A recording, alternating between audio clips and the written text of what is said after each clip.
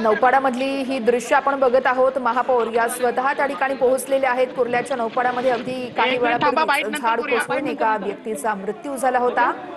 त्या ठिकाणी कमानी परिसरात एकीकडे मनसेकडून आंदोलन केलं जात होतं। महापौर जोपर्यंत या ठिकाणी येत नाहीये तोपर्यंत आपण इथून हटणार नाही असं मनसे कार्यकर्त्यांकडून सांगण्यात आलं होतं। आणि याच घटनास्थळी आता मुंबईच्या महापौर रितू तावडे या दाखल झालेल्या आहेत। ही घटना नेमकी कशी घडली या संदर्भातली सविस्तर माहिती महापौर घेत आहेत। सकाळच्या सुमारास या ठिकाणी खरं तर ही घटना घडली होती। या घटनेचा सीसीटीव्ही आपण दुसऱ्या दृश्यांमध्ये बघू शकतोय। बघूयात महापौर नेमकं काय बोलतात।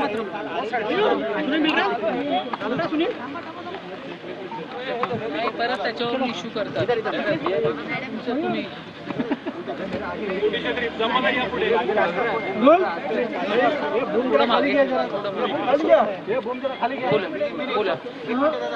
महानगरपालिकेच्या शाळेच्या समोरच एक झाड पडतं, एका ज्येष्ठ नागरिकाचा मृत्यू होतो।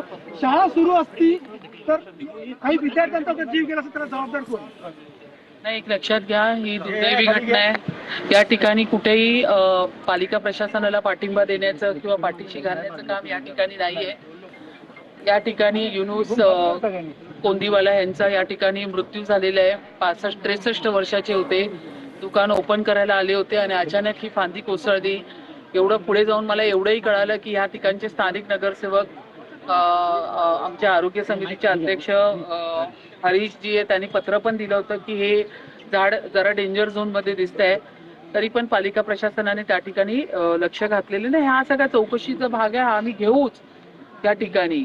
परंतु आम्ही या ठिकाणी पुन्हा पुन्हा सांगते, मुंबई महानगरपालिकेमध्ये महायुतीत बसलेले महापौर म्हणून मी असेल, उपमहापौर म्हणून घाडी असतील, सर्व नगरसेवक असेल, इथे कुठेही ज्या पद्धतीचं चित्र या मुंबईकरांना या विरोधकांच्या माध्यमातून उभं केलं जात आहे की सत्ताधारी किंवा महापौर असेल हे यांना पाठीशी घालण्याचं, कॉन्ट्रॅक्टदारांना पाठीशी घालण्याचं अशा पद्धतीने वक्तव्य करून जर मुंबईकरांचं दिशाभूल करत असेल तर याचा मी पूर्ण या ठिकाणी विरोध करते।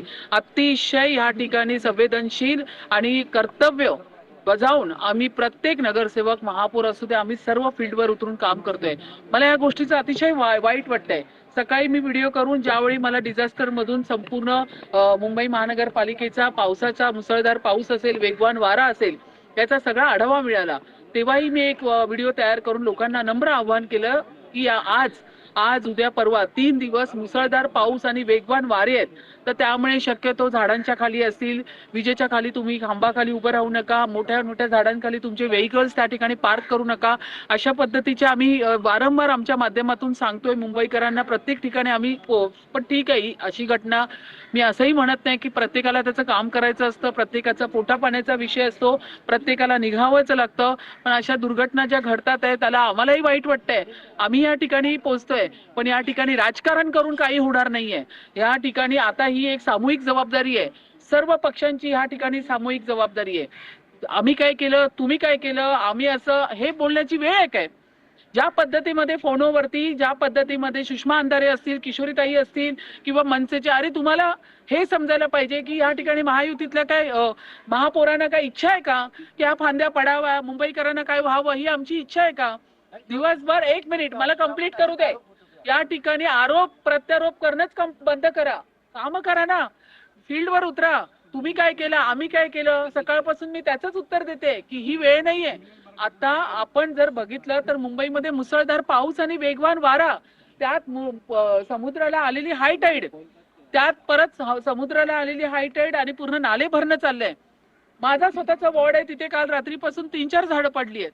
मी वॉर फुटिंगवर काम करते। प्रत्येक कसं आहे, महानगरपालिकेचा प्रत्येक अधिकारी काम करतोय ना, 24 तास ती लोक काम करतात आहे। अशा वेळी पटकन मोठा वारा येतो, झाडांचं ऑडिट झालंच पाहिजे, त्याबद्दल दुमत नाही। या ठिकाणी झाडांचं ऑडिट झालं पाहिजे, या ठिकाणी असलेले मेन होल्स आहेत, त्याची झाकणं, त्याच्या आतल्या जाळ्या, त्या सगळ्यांचं ऑडिट झालं पाहिजे, त्याच्याबद्दल दुमतच नाही। वारंवार त्यांना आम्ही जेव्हा सांगतो की तुमच्याकडनं पण अशा पद्धतीचं, आता मागे यशोधर फणसे 4 दिवसापासून पावसाला सुरुवात झाली, त्यांच्या वॉर्डमध्ये मेन होल ओपन होता, त्याच्यात काट्या घालून होत्या। ते काय आम्हाला तुम्ही दाखवण्यासाठी ठेवलेलं की पाऊस आला बघा मेन, अरे मी त्यांना सांगितलं तुम्ही का नाही जाळी लावून घेतली?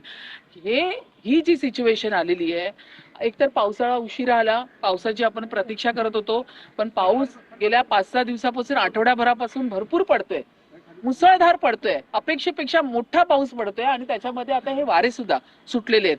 ते सुद्धा खूप मोठ्या गतीने वारे सुटले. उद्या परवापर्यंत अजून ते मोठे पण होणार.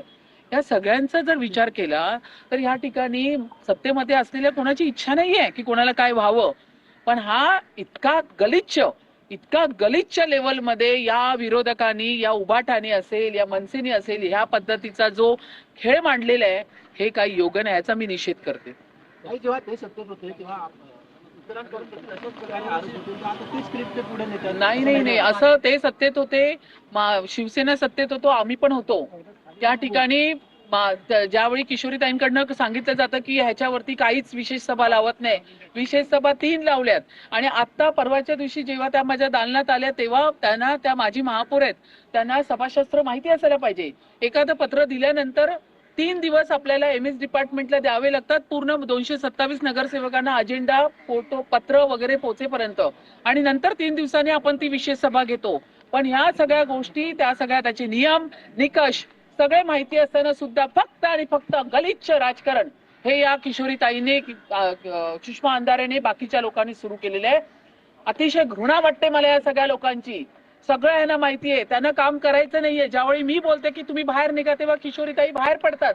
मला फोनवरती बोलावं लागतं, आणि मी जर बाहेर पडते तर मला बोलतात रील स्टार. ठीक आहे ना, मी रील स्टार आहे की मी रिअल स्टार आहे, मुंबईकर ठरवतील.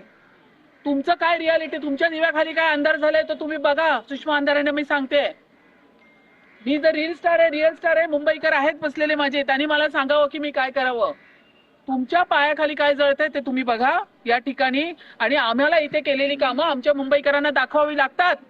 महापौर कुठे फिरतात आहे, महापौर कुठल्या गल्लीत गेले, नगरसेवक कुठे उभा आहे, आम्हाला या माध्यमातून आम्हाला लोकांना दाखवावे लागतात. लोक आम्हाला विचारतात तुम्ही दिसत नाही, मग त्यावेळी आम्हाला हे रील द्यावे लागतात. मुंबई महानगरपालिकेच्या माध्यमातून BMC काम करतं, त्याचंही आम्हाला सांगावं लागतं. तर अशा पद्धतीने गलिच्छ राजकारण करून खोटे आरोप बोलतात ना, खोटं बोला पण रेटून बोला, ही जी पद्धत आता ह्या उभाटाने, कारण त्यांच्याकडे आता काहीच राहिलं नाही, त्यांची माणसं त्यांना सोडून चालली आहेत. की सुषमा अंधारे बोलतात नाचता येईना अंगण वाकडे. तुम्हाला तर नाचता पण नाही आलं, तुम्हाला तुमची खुर्ची पण राखता नाही आली, आणि नाही तुमचं अंगण तुम्हाला राखता आलं. ही तुमची अवस्था आहे. तुमची माणसं तुम्हाला सोडून चालली आहेत. अशा पद्धतीने जर तुम्ही राजकारण करायचं ठरवलंच आहे तर आम्हालाही भरपूर करता येतं. काही ज्या पद्धतीने घटना घडलेली आहे, महापालिकेचा एक अधिकारी घटनास्थळी नव्हता, 2 तास झाले. लक्षात घ्या, ऐका, मी पुन्हा सांगते, अतिशय प्रामाणिकपणे सांगते, कुठेच माझ्या शब्दांमध्ये खोटं नाहीये. कारण मी माणसाला जर खोटं बोलायचं असतं तर तो विचार करून बोलतो. गेले 2 महिने काम करतोय मान्सून पूर्ण सगळ्या गोष्टीवर. तुम्ही सगळे मीडिया माझ्या बरोबर होता. सगळे नाले सफाई असतील, रस्त्याची कामं असतील, मी मान्य करते या ठिकाणी CC रस्त्याची कामं असताना बाजूला असलेल्या झाडांचं सर्वेक्षण झालं पाहिजे होतं, त्याचे निर्देश दिले होते. या ठिकाणी मुंबईमध्ये असणाऱ्या प्रत्येक मेन होलची झाकणं आहेत का, त्याच्या खाली जाळ्या आहेत का, त्याच्या पण रिव्ह्यू मीटिंग घेतल्या. मुंबई महानगरपालिकेच्या ज्या आयुक्त आहेत अश्विनी भिडे मॅडम आल्यापासून त्यांनी दणका लावलाय पूर्ण मीटिंगचा. नॉन स्टॉप मीटिंग घेतात आहे, ज्या ठिकाणी जायचंय तिथे त्या व्हिजिट पण करतात आहे, सगळेच काम करतात आहे. सगळे नगरसेवक या ठिकाणी, नितेश सिंग असतील, प्रत्येक नगरसेवक 226 नगरसेवक, त्याच्यात उभाटाचे पण नगरसेवक आहेत, त्याच्यात मनसेचे पण सगळे काम करतात आहे. कोणी काम नाही करत आहे. प्रत्येकाला वाटतं या पावसाळ्याचा आनंद मुंबईकरांना मिळाला पाहिजे. पण ह्या पद्धतीने जर यांनी राजकारण करायचं ठरवलंच आहे, मग आम्हाला पण त्यांच्या 25 वर्षाचा हिशोब काढता येईल. मेन हॉलमध्ये माणसं गेली, आम्हाला दुःख आहे, आई म्हणून मला दुःख आहे की ते बाळ गेलं चेंबूरला, पण त्याचं पण तुम्ही या ठिकाणी राजकारण करणार असणार तर 25 वर्षांमध्ये मग आम्हालाही काढावे लागणार. मेन हॉलमध्ये किती माणसं गेले आणि झाडं पडून पण किती गेली. जर हेच करायचंय तर पुन्हा पावसाळा मग आपण करायला आम्हीही तयार आहोत. तर अशा पद्धतीने मी सांगते की हे त्यांना सांगा की तुम्ही ते बोलण्यापेक्षा तुम्ही या फील्डवर काम करा. पाऊस पडल्यापासून आजपर्यंत मी फक्त फील्डवर काम करते, रील स्टार नाही मी करत आहे.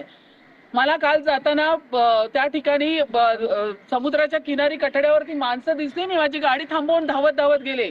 मला सांगितलं छत्री पोलिसांनी पकडली, माझे दोन्ही हात मी त्यांना खेचून काढत होते की तुम्ही निघा इथून.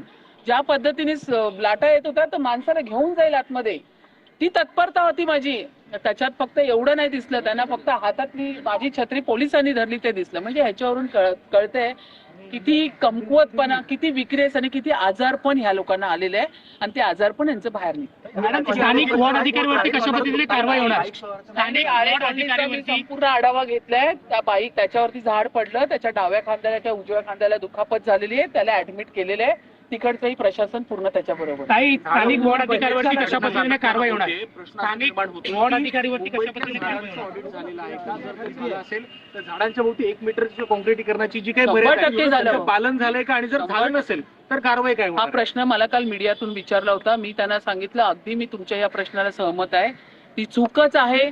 तुम्ही कॉन्क्रीट करत असताना झाडाच्या बुंद्यापर्यंत जर सीसी कॉन्क्रीट नेलं असेल तर ते झाड श्वास कसं घेईल, त्या झाडांमध्ये पाणी कसं मुरेल, ते तर पडणारच नाही. ह्याच्यासाठीच आम्ही संपूर्ण त्या ठिकाणी प्रत्येक वॉर्डमध्ये सांगितलंय की अशा पद्धतीने कॉन्क्रीट. मी मगाशी पण बोलली, मनश्री एबीपी माझाची, तिनेही मला तिच्या बिल्डिंगच्या आतमध्ये ज्या पद्धतीने कॉन्क्रीट करून त्या झाडाला पॅक केलंय तेही बघितलं. त्याचेही निर्देश तिकडच्या वॉर्ड ऑफिसरला दिले की हे काही आहे, म्हाडाचं असेल तर म्हाडामध्ये ते पत्र पाठवलेलं आहे. करतोय काम, पण ह्या पद्धतीने झाडांचं जतन झालंच पाहिजे. यापुढे जाऊन मी बोलते की फक्त तेच झाडं नाही तर मुंबईमध्ये जे 40, 50, 60 वर्ष जुनी झाडं त्यांचं पण